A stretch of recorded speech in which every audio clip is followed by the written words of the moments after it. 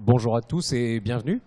Nous allons passer 45 minutes ensemble. Je vais animer cette présentation d'une solution. Une solution, comme vous pouvez le voir sur l'écran, qui est une solution pour assurer la permanence des soins en zone médicale isolée. Pour ce faire, je vais avoir comme personnalité autour de moi le docteur Sidney Seban, qui est en fait le directeur médical de la société qui a développé la solution, qui s'appelle H4D. Donc c'est le docteur Sidney Seban.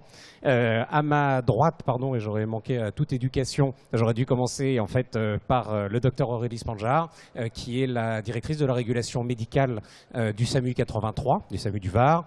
Et ensuite, encore un petit peu plus loin de moi, le docteur Nicolas Riant, qui lui est le responsable en fait de la maison médicale de garde-cœur du Var au Luc. Voilà. Donc du Luc en général, comme on le dit entre nous, ce qui est un petit peu plus rapide. Alors, on va peut-être commencer, docteur Seban, par nous dire un peu pourquoi on est là aujourd'hui et de quoi va-t-on parler un petit peu plus précisément. Oui, merci Nicolas. Bonjour à toutes et à tous. Eh bien, nous sommes ici pour parler de télémédecine et de télémédecine en médecine ambulatoire. Vous savez peut-être qu'il y a encore quelques années et jusqu'à peu, la télémédecine c'était beaucoup de colloques et pas forcément beaucoup d'actions. Aujourd'hui, il y a quand même pas mal d'actions de télémédecine, c'est vrai, qui sont d'obédience, on va dire, hospitalière. Et nous avons souhaité, en tout cas avec cette expérience et ce projet qui est développé depuis 4 ans, en fait mettre la télémédecine à la portée à la fois des médecins généralistes, mais surtout à la portée de n'importe quel patient en situation de ville. Et donc, à ce titre, je pense que cette expérience est une première en France, voire peut-être même au-delà de la France. Alors, en tout premier, peut-être qu'il serait intéressant que vous puissiez nous dire aujourd'hui, qu'est-ce que la télémédecine ou comment on peut l'aborder ou la voir? Bon, la télémédecine, en fait, il y a quelques invariants. Il y a des invariants en termes de... Il n'y a pas de télémédecine sans vrai projet médical. Il y a donc des besoins de la population auxquels il faut pouvoir répondre avec des outils de télémédecine tels qu'on va vous le proposer tout à l'heure. C'est aussi changer des habitudes, c'est voir apparaître des nouvelles procédures, des nouveaux processus de prise en charge, de production de soins en quelque sorte. C'est aussi faire la part belle, bien sûr, aux éléments de déontologie. Il n'y a pas de télémédecine, on va dire, de médecine du pauvre. C'est une vraie télémédecine de qualité. Donc il y a des aspects à la fois déontologiques et des aspects de sécurité de prise en charge qui sont primordiaux. Et puis comme on est en voyage de l'information plutôt que de voyage du patient, eh bien, il va falloir faire extrêmement attention aux données de santé et bien entendu à leur sécurisation et à l'hébergement de ces données de santé. Donc vous voyez que la télémédecine, c'est bien au-delà de la médecine, c'est aussi tenir compte de tous ces aspects. Et sans ces invariants, je dirais, il n'y a pas de projet. Alors, docteur Spanjar, moi la question qu'on peut se poser aussi, c'est par rapport à comment on peut envisager quand on est au SAMU, quand on est responsable de la régulation du SAMU ou d'un service d'urgence, quelle est la place de la télémédecine et comment elle peut être utilisée ou comment elle peut devenir partenaire?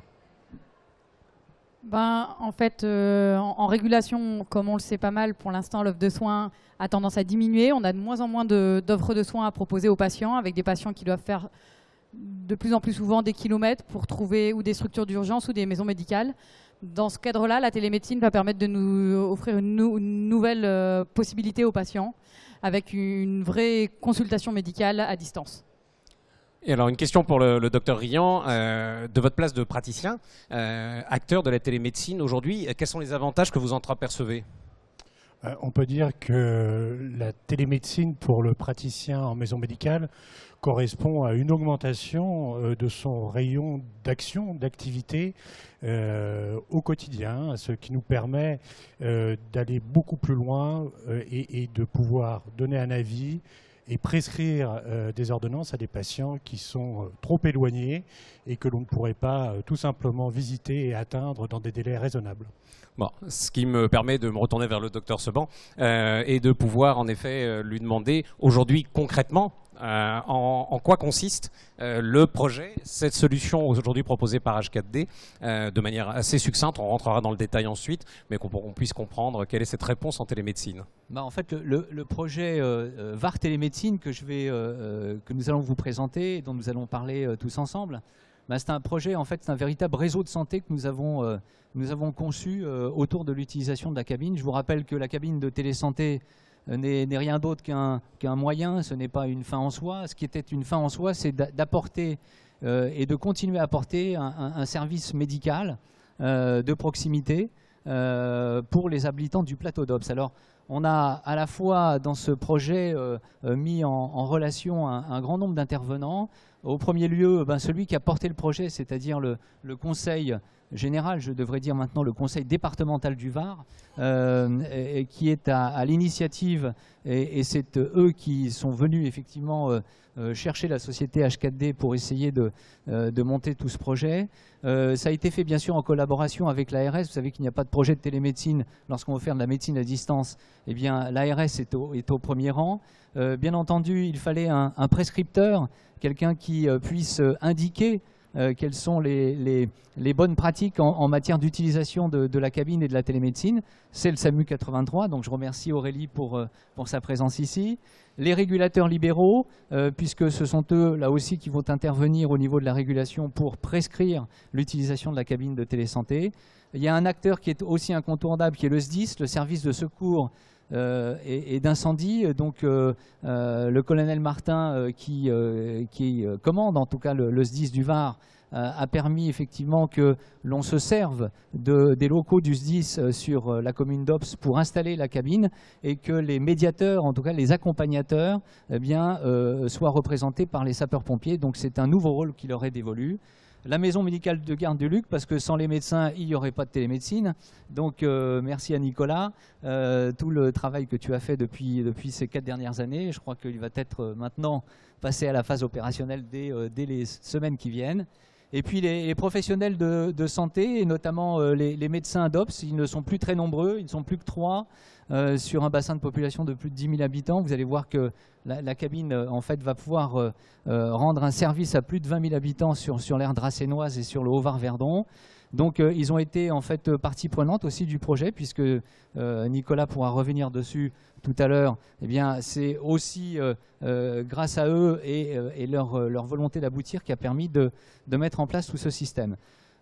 Système qui, là aussi, a nécessité la collaboration étroite de la mairie d'Ops. Et donc, je remercie M. Antoine Faure, qui n'est pas présent aujourd'hui, mais qui est le maire d'Ops, et qui a fait beaucoup d'efforts pour que ce projet voit le jour depuis maintenant juin 2011. Vous voyez que c'est un projet que nous tenons à cœur depuis plus de 4 ans. Alors j'en profite pour rebondir sur un sujet que vous venez de développer et dont vous parlez, qui est aujourd'hui la désertification médicale, l'isolement sanitaire, qui se ressent de plus en plus dans un certain nombre de régions, de villes, de villages. Alors vous, docteur Riant, vous y êtes confronté en tant que maison médicale, mais aussi aujourd'hui en tant qu'accueil de cette télémédecine, à ce problème de désertification médicale. En quoi la solution, elle va permettre de pouvoir faciliter, organiser, et en quoi elle va venir soutenir, pousser les médecins? Qu'est-ce qu'elle va faire exactement? Alors évidemment, on ne met pas en place des projets de ce type sans avoir en arrière-pensée la problématique de la démographie médicale et en particulier pour les patients de leur accès aux soins. On a vu au cours des 4 ans de mise en place de ce projet déjà la démographie médicale évoluer. Ops, quand on a commencé le projet, c'était pas 3 médecins, c'était plutôt 5. Avec un tableau de garde qui tenait essentiellement à 80% sur un de ces 5 médecins. Pas de chance, un de ce médecin a eu un petit accident, un peu important quand même, il s'est fait mal à l'épaule, il est tombé en scooter et il s'est retrouvé à ne plus pouvoir prendre de garde pendant de longs mois, ce qui a mis le tableau de garde en déroute et ce qui l'a arrêté.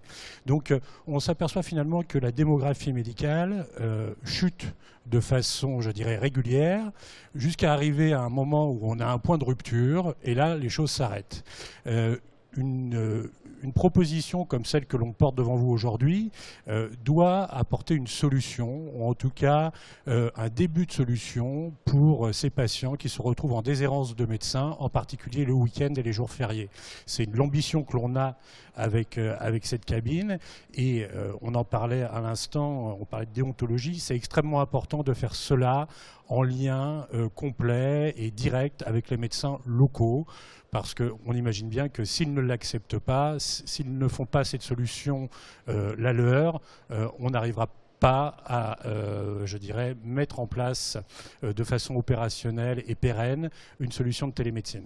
Donc voilà, l'idée de la cabine, évidemment, ça n'est pas de remplacer le médecin, mais d'offrir une solution dans des endroits où la démographie médicale et l'accès aux soins se dégradent. Et on reviendra plus en détail sur la réponse qui va être appliquée à Aubes, entre autres, qui viendra en effet remplir des moments particuliers où il n'y a aucune réponse médicale. Et c'est à ce moment-là uniquement que la cabine fonctionnera pour accueillir les patients. Alors, accueillir les patients, ça veut dire aussi qu'auprès de l'orientateur, de celui qui va réguler ça, comment on entend cette réponse, comment on l'intègre dans son spectre de réponse d'urgence aux patients, et en quoi elle va être satisfaisante et qu'est-ce que l'on peut attendre d'elle. Donc, comme je l'expliquais tout à l'heure, c'est une offre de soins supplémentaire à ce qu'on a déjà. Ça va nous permettre d'orienter certains patients vers cette cabine. C'est clairement un profil quand même établi.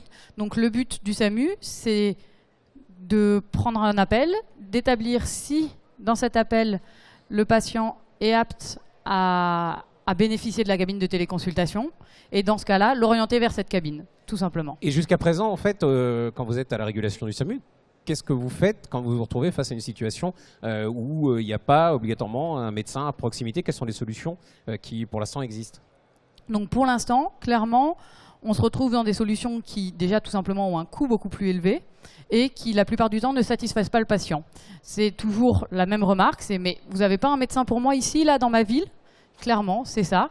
Et c'est non, ou vous allez vers une maison médicale, mais pour l'instant, il faut faire une longue route, c'est plus de 45 minutes de route pour y aller, ou on vous dirige vers les urgences du secteur et vous allez attendre souvent, malheureusement, plusieurs heures pour y aller, pour être vu. Alors, on rentre peut-être dans le cœur du sujet en lui-même, c'est-à-dire la solution. Et là, je me retourne vers le docteur Seban, qui est le directeur médical du projet, qui travaille dessus depuis maintenant de longues années, car ça demandait énormément de temps et de développement pour arriver à avoir une réponse qui corresponde en effet à un cabinet médical avancé. Et en fait, on va pouvoir se retrouver dans des situations où je suis dans un cabinet médical, sauf que mon médecin n'est pas complètement face à moi. Vous nous en parlez un peu plus? Oui. En fait, bien sûr, c'est en fait un véritable service médical à distance en fait, qu'on va pouvoir proposer aux patients dans le cadre de ce projet de télémédecine. En gros, le patient effectivement prend contact avec le centre 15 puisqu'on est dans le cadre de la permanence des soins. Vous êtes le week-end ou le soir après 20 h. Si le médecin traitant n'est pas là, ben, de toute façon, le centre 15 va faire une analyse, on va dire, téléphonique de la situation médicale, si elle le permet, parce qu'il y a des critères d'inclusion, mais il y a aussi des critères d'exclusion de la cabine. Tous les patients ne pourront pas forcément monter à l'intérieur. Donc, en fonction de l'absence de ces critères d'exclusion, eh bien, donc, le SAMU va pouvoir prescrire aux patients le fait d'aller jusque dans la cabine. Alors là, puisqu'il y a une prescription de cabinet médical, eh bien le médecin de la maison médicale de garde est aussi, lui, tenu au courant par le SAMU, et c'est lui qui va prendre contact avec le patient, prendre rendez-vous et lui fixer donc un rendez-vous à une heure choisie. On a bien sûr entre les différents acteurs choisi de mettre des bornes dans le délai, en tout cas de prise en charge. Donc ce délai a été choisi et a été mis à 1 heure pour prendre le patient en charge. Et donc le patient sera dirigé vers la cabine. On aura bien entendu au téléphone recueilli, on lui aura donné les informations sur la téléconsultation et recueilli son consentement, qui sera réitéré à l'occasion de sa présence dans la cabine, puisqu'il sera accueilli au niveau du service départemental d'incendie et de secours, donc à la caserne où est implantée la cabine, par un sapeur-pompier qui recueillera là son consentement. Et ensuite, bien entendu, la consultation, comme n'importe quelle consultation, aura lieu. Tout à l'heure, je vous présenterai un petit film de façon à ce que vous puissiez un peu mieux vous imaginer ce qui peut se passer dans une cabine de téléconsultation. Dans le sujet aujourd'hui qui nous intéresse, l'idée c'est en effet que c'est un lieu dans lequel je ne peux pas aller librement. Voilà, c'est une cabine qui est prescrite, donc bien entendu ça correspond un parcours de soins. C'est dans un territoire bien déterminé, comme vous l'avez vu. Hein, il y a des besoins de santé qui ont été préalablement identifiés. Et donc, il n'est pas question aujourd'hui, en tout cas, d'avoir des cabines en libre service, hein, mais que ce soit un parcours qui soit fléché, avec une orientation qui soit préétablie par des professionnels de l'orientation et de la régulation, que sont à la fois les régulateurs médicaux, mais aussi les permanenciers qui reçoivent les appels téléphoniques au sein des SAMU. Donc voilà, c'est une... bien entendu, vous avez bien compris que ce n'est pas un seul intervenant, mais finalement un système qui va intervenir là pour proposer ce service aux patients. Et donc ça repose sur une information qui soit bien échangée entre les différents acteurs. Alors, ce qui serait peut-être intéressant, c'est comme je sais que les deux, tous les deux, que ce soit le docteur Rian ou le docteur Spanja, vous avez essayé cette cabine, cette consultation. Peut-être serait intéressant que vous nous fassiez part de votre expérience et avant qu'on voit à travers de ce film le fonctionnement pour un patient, qu'est-ce qui va faire qu'on va pouvoir le guider, l'amener et le mettre en sécurité quand on est de l'autre côté, puisque vous allez être, je pose la question au docteur Rian en premier, vous allez être à l'autre bout. Il va vous voir au travers d'une caméra, au travers d'un écran. Qu'est-ce que ça change aussi dans le comportement et dans l'acte médical? Eh bien, finalement, étonnamment, je dirais que tant qu'on en reste à la première partie de l'examen, c'est-à-dire l'interrogatoire, ça ne change pas grand-chose. On a un patient en face de nous, qu'on entend parfaitement, que l'on voit parfaitement, et donc on a une discussion en colloque singulier, tout à fait normale, entre médecin et patient, à distance. C'est vrai que ça, c'est un petit peu déstabilisant, on n'en a pas l'habitude forcément, mais tant que la technique ne trahit pas, c'est-à-dire qu'on a une bonne image, un bon son, et que les intervenants s'entendent bien, qu'il y a une réelle présence, un réel contact qui s'installe en toute liberté, je dirais. Hein, il ne faut pas que le patient ait besoin de parler plus fort, il ne faut pas que le médecin soit obligé de régler son image. Bon, et pour l'instant, les essais que l'on a faits vont bien dans ce sens. Les choses se passent tout à fait tranquillement. Là où ça devient un petit peu plus compliqué, vous l'imaginez bien, c'est au moment de l'examen. Je dirais que pour tout ce qui est signe de la pancarte, tension, température, saturation, c'est un outil qui fonctionne tout à fait parfaitement. On n'a pas de problème avec ça. On peut avoir une saturation à distance. C'est même pour le médecin étrangement confortable, puisque finalement, l'effort de mettre le tensiomètre, de placer les capteurs, ce n'est pas le médecin qui le fait, c'est le patient ou c'est l'accompagnateur. Donc nous, on regarde ça, on a les chiffres qui s'affichent bien proprement sur l'écran et on peut faire notre consultation de manière tout à fait éclairée. Reste ensuite les problèmes ORL. On a ce qu'il faut, hein. Il y a un otoscope, il y a un capteur, il y a même un dermatoscope pour regarder un petit peu les lésions cutanées de plus près, mais vous allez voir tout ça pendant le film. Donc on se retrouve dans une situation, je dirais, presque étrangement confortable. Le stéthoscope à distance fonctionne admirablement bien. Donc là aussi, il faut apprendre, par contre, et c'est là où il y a un vrai effort à faire du côté des médecins et des patients aussi, il faut leur apprendre à se servir de ces capteurs et à les mettre au bon endroit et à les guider à travers l'écran. Hein. Le cœur, il est bien à gauche, il n'est pas à droite. Voilà, pour écouter les chants pulmonaires, il faut qu'ils se tournent un petit peu. Donc on a besoin de personnes quand même un petit peu éveillés, qui sont intéressés par ce qui se passe et qui vont apporter une vraie contribution à leur propre examen. On peut voir ça comme quelque chose de négatif si on a affaire à quelqu'un qui ne comprend pas, tout simplement, ou si le médecin a des difficultés à se faire comprendre, on peut l'imaginer aussi. Pour autant, dans la plupart des cas, et sur les tests que l'on a fait, ce que l'on a touché du doigt, c'est que ça devenait presque un jeu et que tout le monde s'y prenait, et que très rapidement, le médecin devient acteur de son propre examen. Et donc, il se l'approprie. Et donc, les choses avancent finalement assez bien.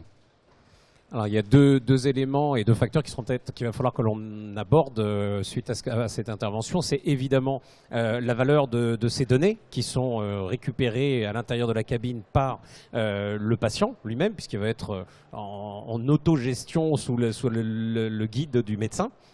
Donc, quelles sont ces valeurs et comment elles ont été travaillées. Et puis, il y a quand même une notion importante aussi, c'est la notion de récurrence. C'est-à-dire que cette cabine, si j'ai bien compris, elle va avoir vocation à ce qu'on y retourne quand on en a besoin en fonction de l'orientation du SAMU. Donc, elle va devenir aussi un outil de la vie sociale et de proximité de là où elle est implantée. Tout à fait. Alors, comme vous l'a rappelé très justement Nicolas, la cabine permet, en tout cas aux médecins distants, de faire déjà un pilotage aux instruments. Et les instruments, c'est quoi? Alors, dans la cabine, la cabine est capable à la fois de peser le patient, de le mesurer, donc de le toiser. Elle est capable donc de vous calculer automatiquement l'indice de masse corporelle. En complément de ces capteurs, vous avez donc une mesure de la fréquence cardiaque associée à celle de la captation du taux de saturation en oxygène. Vous avez également donc un thermomètre qui permet de prendre la température du patient. Et vous avez également donc un tensiomètre. En dehors de ces capteurs, la cabine que nous vous présentons dans le cadre de ce projet de VAR Télémédecine est une cabine qui a aussi d'autres instruments médicaux. Elle a notamment un électrocardiogramme qui permet donc de réaliser un tracé 12 dérivations. Elle comprend, comme l'a dit Nicolas, donc un otoscope qui permet de faire un examen ORL, un dermatoscope qui permet d'examiner donc des lésions cutanées, et aussi un stéthoscope.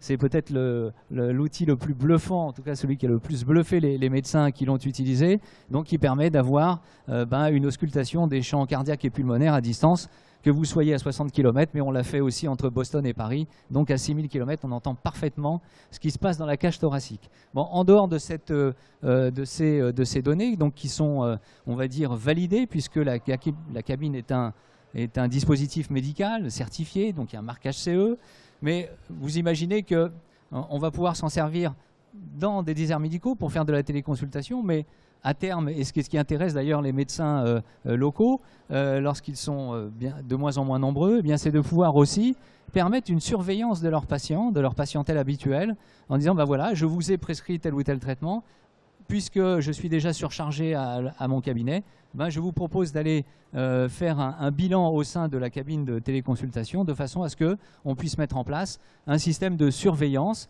et pouvoir là aussi à la fois lutter contre l'inertie thérapeutique et bien sûr améliorer la prise en charge des patients. Donc la téléconsultation, oui, parce que là c'est le besoin médical bien identifié, mais demain, au-delà de la téléconsultation, peut-être aussi un système de télésurveillance pour un certain nombre de patients atteints de maladies chroniques, comme vous pouvez l'imaginer. Il est donc aisé pour moi de rebondir avec le docteur Spangard quand on parle de télésurveillance, de téléconsultation. Donc j'ai deux questions. C'est à la fois en tant que praticien, en tant que médecin, et non là en tant que responsable du SAMU, enfin de la régulation du SAMU.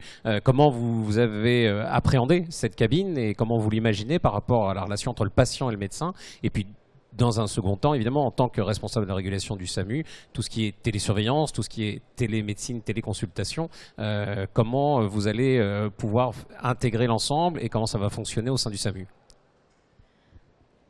Alors d'abord, en tant que médecin, je l'ai appréhendé un peu comme finalement n'importe quel citoyen. C'est avec un œil un peu circonspect au début. Et finalement, on l'essaye. On se dit, mais ça marche même mieux que mon stéthoscope. C'est presque un peu énervant, mais bon, c'est efficace et on voit bien qu'on arrive à tenir une consultation tout à fait avec la cabine de téléconsultation. Et pourquoi pas évoluer par de la surveillance? Là, je ne serais pas la meilleure à parler puisque je reste urgentiste à la base. Concernant la régulation, c'est clairement une offre de soins en plus, puisqu'on le voit bien que les tableaux de garde sont de plus en plus difficiles à tenir, qu'on a de plus en plus de trous.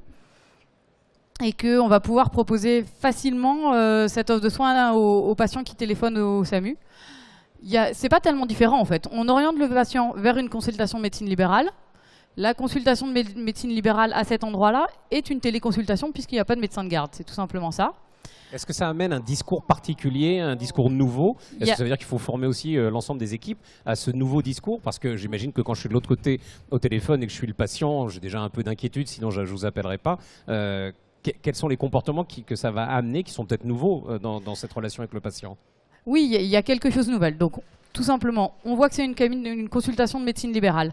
Ensuite, il y a quand même 2-3 choses nouvelles. Donc, un protocole qui a été mis en place au sein du SAMU pour pouvoir orienter les patients vers la cabine de téléconsultation.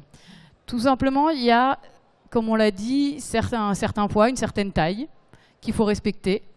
Il y a aussi quelques pathologies pour lesquelles on ne peut pas orienter les patients.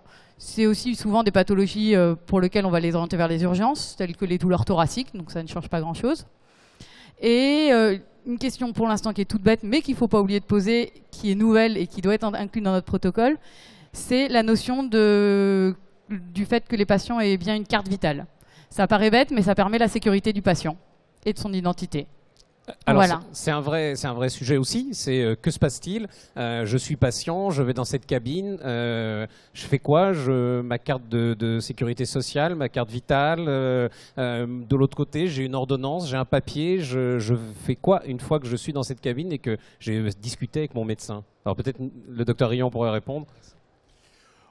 Écoutez, en fin de consultation, si l'état du patient le demande, on peut effectivement émettre une ordonnance qui va sortir de l'imprimante directement de la cabine de consultation. Ordonnance que le patient récupère, qu'il se fait tamponner par le médiateur qui est à côté de la cabine, il faut qu'on en parle, et qui va tamponner, hein, c'est le pompier, parce que la cabine est installée, il faut le dire, sur la cabine de pompier de Hops. C'est quand même relativement, enfin, c'est pas un choix anodin. D'une part, hein, ça nous fait des médiateurs qui sont formés et qui peuvent aider le patient dans ses prises de mesures s'il y a un problème. Et d'autre part, vous imaginez bien que s'il faut finalement emmener ce patient à l'hôpital, on gagne du temps puisqu'il est déjà chez les pompiers. Donc voilà, le patient ressort avec son ordonnance et va à sa pharmacie de garde et va récupérer ses médicaments de façon tout à fait normale, sachant que dans notre protocole, on demande à tous les patients qui sortent de cette cabine de retourner voir leur médecin traitant, évidemment, à 24-48 heures pour valider le suivi thérapeutique de notre patient. Alors, justement, c'est un sujet qui me paraît important et je me retourne vers le docteur Seban. Aujourd'hui, mon inquiétude peut-être, c'est de se dire quelle est la place du médecin par rapport à cette cabine de télémédecine et est-ce qu'à un moment, elle n'a pas vocation à le remplacer ? Je crois qu'il ne faut pas voir la cabine de télémédecine comme un élément de concurrence pour les médecins. Au contraire, c'est la cabine ne fera jamais de médecine à la place du médecin. Il va toujours falloir des médecins pour faire de la médecine. Il faudra toujours des professionnels de santé pour produire des soins. Simplement, je crois que dans un contexte où effectivement on a à la fois une démographie médicale diminuant et aussi une augmentation de la longévité de la vie, et tant mieux pour l'ensemble de nos concitoyens, eh bien, je crois qu'il est peut-être temps d'essayer de nouvelles solutions et d'essayer une nouvelle façon de produire des soins. La médecine, c'est piloter aux instruments comme un pilote d'avion, mais c'est aussi avoir un contact présentiel ou au moins, en tout cas, visuel de son patient. Et donc, les deux choses, dans cette production de soins, les deux choses peuvent être séparées. On peut très bien, dans un moment qui appartient au patient, effectivement, prendre un certain nombre de mesures et ensuite utiliser, effectivement, la formation du médecin ou du professionnel de santé entre 3 et 12 ans, hein, entre l'infirmière et les médecins spécialistes, pour leur demander effectivement de prendre une décision à partir de ces données.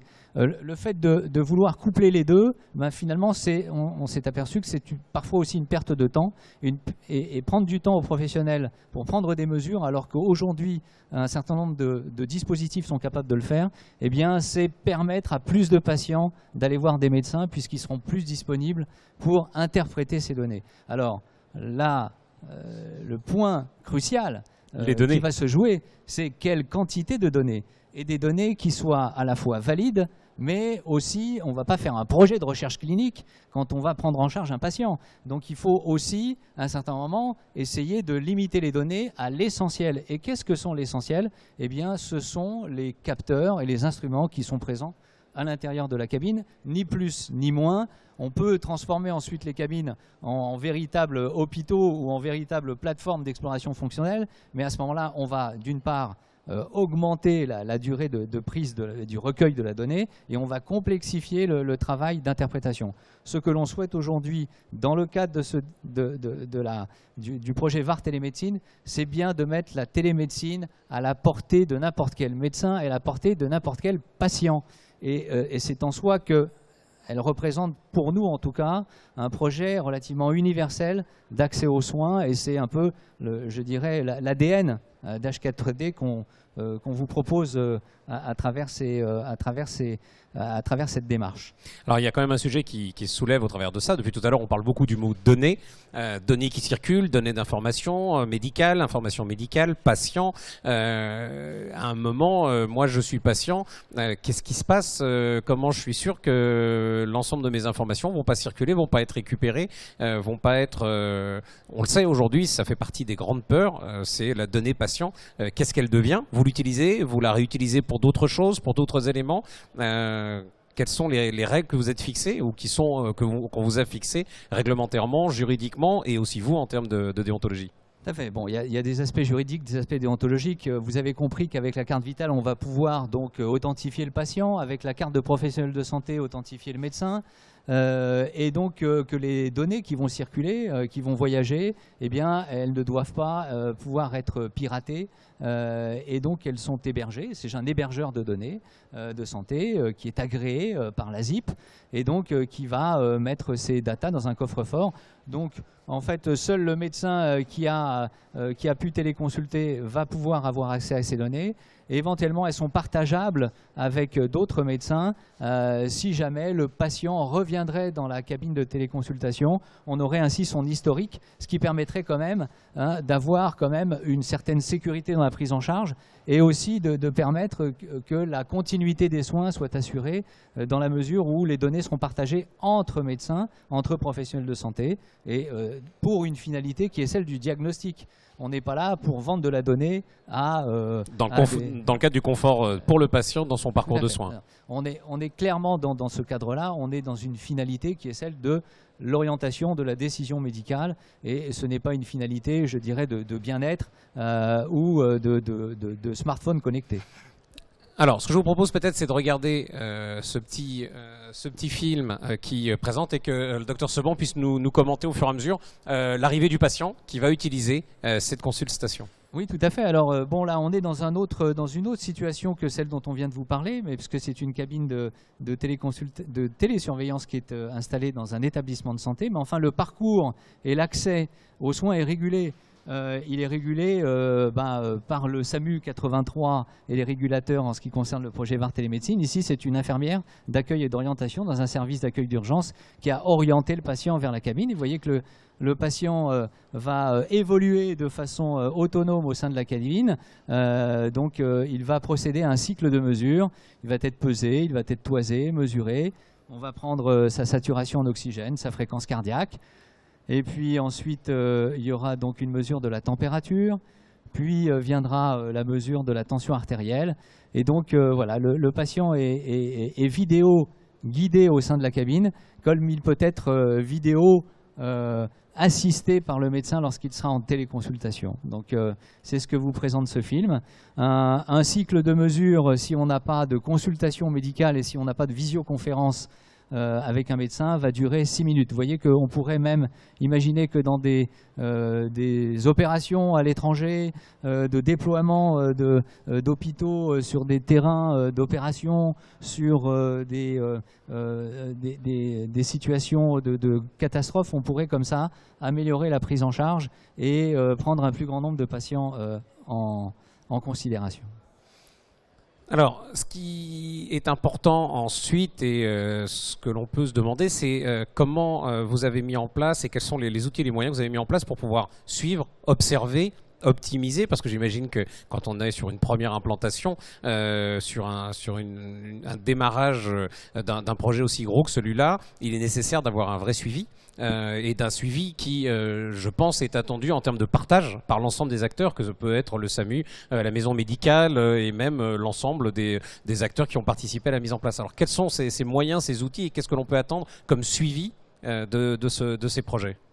Oui, il n'y a pas de projet de santé et des projets de télémédecine sans une évaluation. Donc vous imaginez que ce qui nous a en tout cas occupé et préoccupé, c'est bien de mettre en place un certain nombre de critères de suivi et de critères d'évaluation qui permettent en tout cas à l'ARS et notamment aux institutionnels, d'avoir des éléments de pilotage et des éléments de décision sur à la fois la généralisation de ce type d'expérience et leur évaluation en termes de coûts et de coût-efficacité.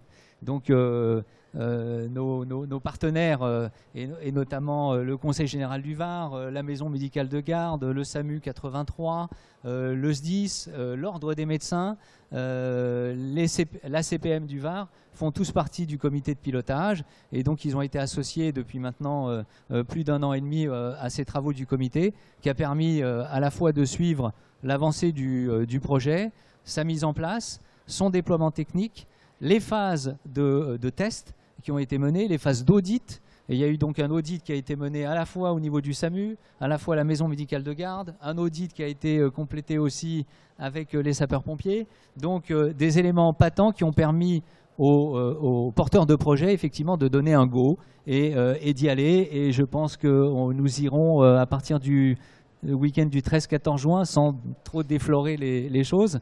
Bien entendu, tout au long du déploiement de VAR Télémédecine et notamment de la présence de cette cabine à OPS, il y aura donc une mesure des impacts, à la fois des mesures de la satisfaction des patients, des mesures de la satisfaction des professionnels de santé. Je pense que c'est important de pouvoir aussi évaluer ces dimensions-là, mais aussi avoir une dimension d'évaluation qui soit médico-économique. Quels sont effectivement les moyens qui vont être économisés, quels vont être les temps de professionnels aussi peut-être épargnés et pouvoir être fournis peut-être à d'autres situations cliniques qui le nécessitent.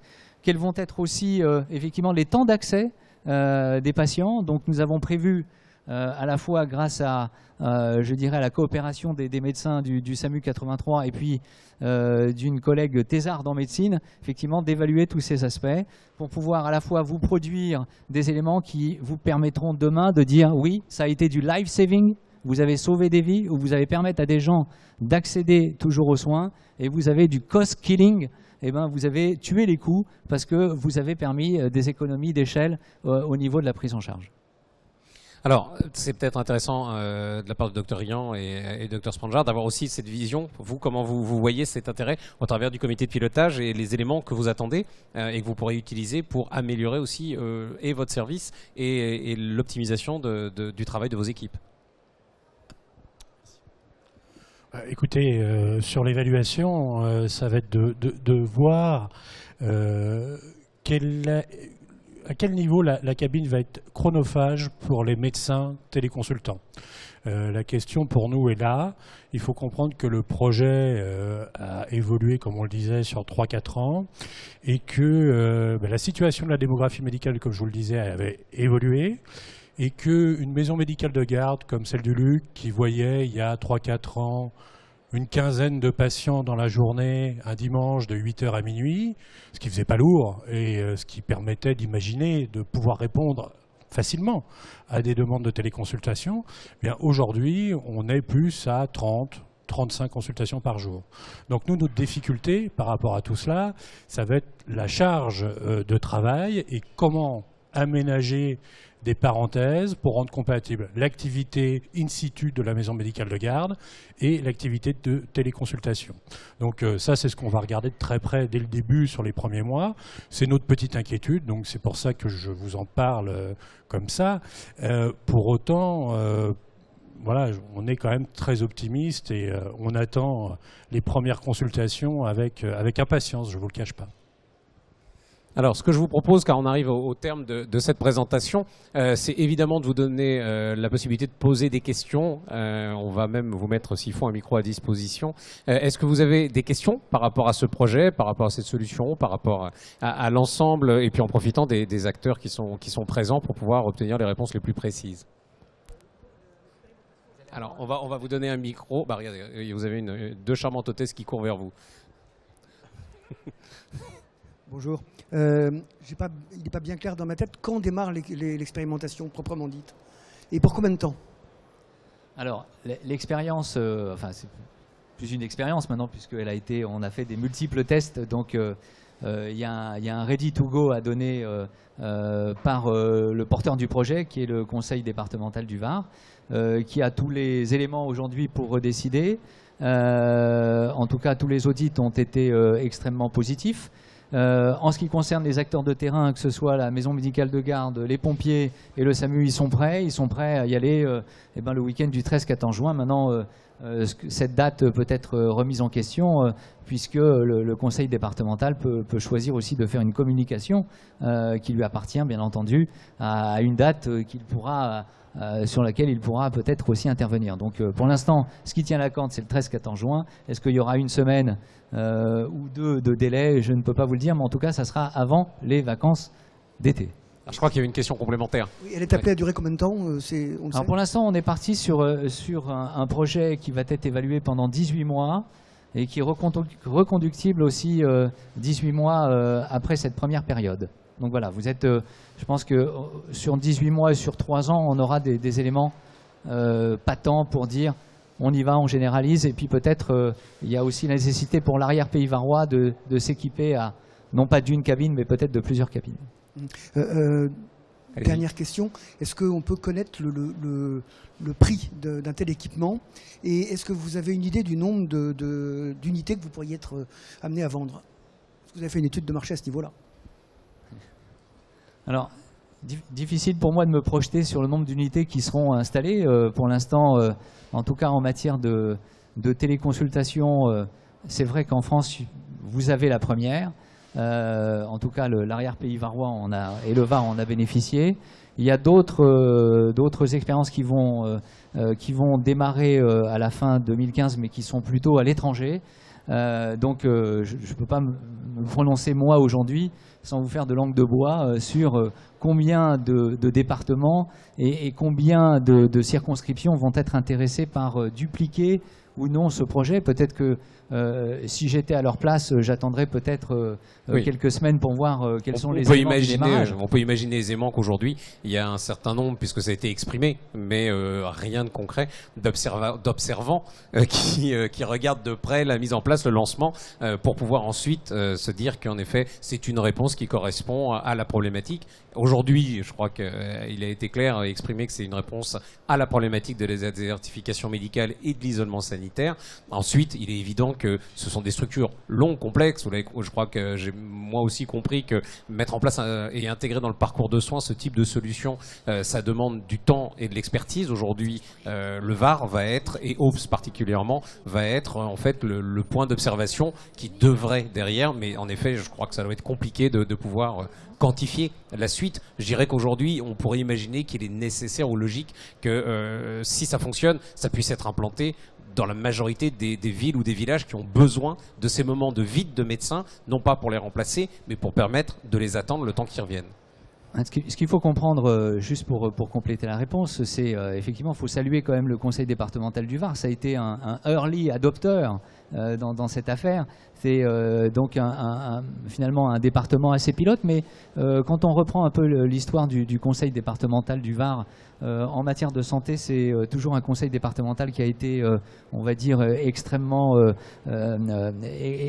poussant, on va dire, sur la prise en charge et sur la santé de ses concitoyens. Bon, nous sommes tous ravis qu'il ait été le premier à adopter cette solution. Bien entendu, elle va être évaluée. Et en fonction de cette évaluation, je pense qu'il y a beaucoup d'autres départements qui pourront suivre. Alors, il est vrai qu'à l'étranger, on va dire les conditions qui sont nécessaires et suffisantes à mettre en place de la téléconsultation et de la télémédecine sont peut-être un peu plus légères qu'en France. Et c'est un poncif de le dire. Mais pour nous, ça a été quand même extrêmement valorisant, même si on a passé énormément de temps et qu'on a consommé énormément, on va dire, de temps humain à ce projet, parce qu'au moins on avait là devant nous toutes les difficultés qui pouvaient se présenter à nous dans un tel projet, à la fois technique, déontologique, assurantiel, en responsabilité, mobilisation des médecins, circuit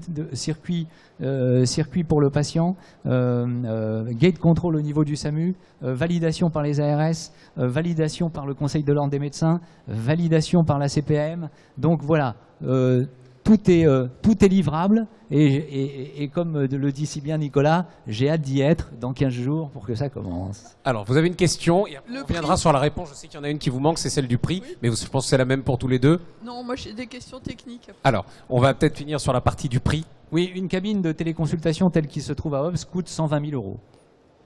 Voilà. Alors, on Parce vous écoute. que cette cabine, quand elle arrive dans un village, enfin là où elle a été implantée, elle est entre guillemets plug and play. Il faut mettre beaucoup de câblage autour. Qu'est-ce qu'il y a à faire? Qu'est-ce que vous fournissez? Après, comment ça communique avec l'hôpital? C'est du Wi-Fi, de la radio, je sais pas. Alors, enfin, si vous avez chez vous... la 3G. Enfin, Si vous avez chez vous une prise de courant avec du 220 volts et une prise RJ45 qui se permet de se connecter à Internet, je viens vous installer une cabine.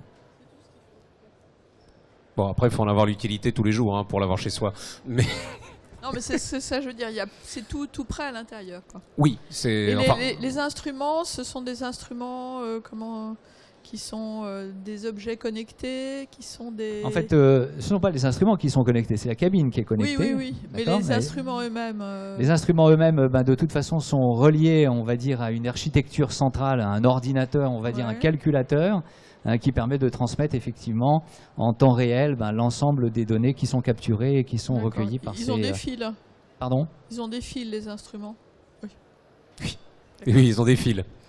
Les instruments ils ont ont- des fils. Non, c'est parce Non, que là, on est en objet connecté depuis Oui, 3 mais jours, donc on Là, demande. là, on est dans une notion de données médicales avec les contraintes de la circulation de l'information médicale. Donc, fatalement, il faut que ça réponde à des contraintes, entre autres d'un système filaire, d'un système qui soit protégeable. Or, aujourd'hui, le système wireless, lui, ne garantit pas ça. Donc, ça ne peut pas rentrer dans ce cadre-là. Enfin, ça paraît Oui, assez, tout à fait. assez On nécessaire. n'est pas en Wi-Fi et d'ailleurs, on ne fonctionne pas avec les cabines de téléconsultation avec, par exemple, avec une transmission 4G.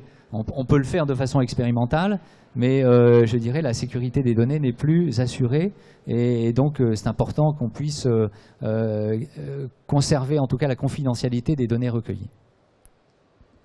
Les patients témoins qui ont été examinés, donc il y avait une bonne satisfaction de Alors, leur côté, parce que on je va pense peut-être qu'il y a demander à- quelques vrais patients qui ont fait partie au début des tests. En conclusion, on va demander au docteur Rian de répondre. Alors, en fait, on a essayé de mettre en place l'expérimentation pour valider avec les professionnels de santé du village. Donc, nos premiers patients, c'était les médecins de Hobbs, les infirmiers de Hobbs, les kinés. Et c'était intéressant parce que ça permettait, d'une part, de leur montrer et qu'ils puissent, je dirais, s'approprier cette solution. Et puis, nous, pour les médecins téléconsultants, ça nous rendait la tâche un petit peu plus facile au début pour se roder aussi. Le retour qu'il y en a eu, c'est que, globalement, le retour a été quand même assez positif, avec des gens qui trouvaient que ça se faisait bien, assez facilement, que c'était propre. Enfin, voilà, le retour, c'était ça. Après, il y a eu des petits défauts, des couacs, c'est normal au début. Il y a une musique d'attente, elle était trop forte. On l'a baissé. Il y avait des petits... les caractères pour le consentement du patient étaient trop petits sur l'écran. On les a augmentés. On a fait ces tests justement pour ces réglages. Mais à la sortie, si on leur demande, bon, demain, vous avez un vrai souci, vous devez revenir, la réponse, alors, immense majorité, ça a été oui. Voilà. Mais on n'en est que là. Il va falloir voir maintenant avec des vrais patients, en vraie situation, ce que cela donne. Et on a, je vous le dis, hâte de le savoir. Et une Alors- maman peut venir avec son bébé, par exemple? Alors, je vais juste être obligé de vous demander une seconde, c'est d'avoir... il faut qu'on arrête peut-être... Là, c'est bien, hein. Voilà. Donc, ce que je vous propose, non, vous allez pouvoir avoir la réponse. Simplement, il faut qu'on libère l'espace pour les suivants. Ça paraît normal. Donc, ce que je vous propose, d'abord, je vous remercie tous de votre attention et je vous propose que je voudrais remercier quand même le docteur Spanjar du SAMU 83, Nicolas Riant, le docteur Nicolas Riant de la maison médicale du Luc et évidemment le docteur Sidney Sevant pour H4D d'avoir participé à cette présentation. Puis, je vous propose simplement qu'on puisse en parler de l'autre côté de cette table et de pouvoir répondre à toutes vos questions. Et s'il y a d'autres questions, au mieux ou au pire, ou comme vous voulez, c'est aussi sur le stand G98. Merci en tout cas pour votre attention. Oui, G98, d'ailleurs, il y a une cabine qui est en démonstration, donc vous pouvez y rentrer à l'intérieur et donc découvrir tous les aspects que la cabine de téléconsultation peut vous offrir. Alors, est-ce qu'un bébé peut rentrer à l'intérieur ?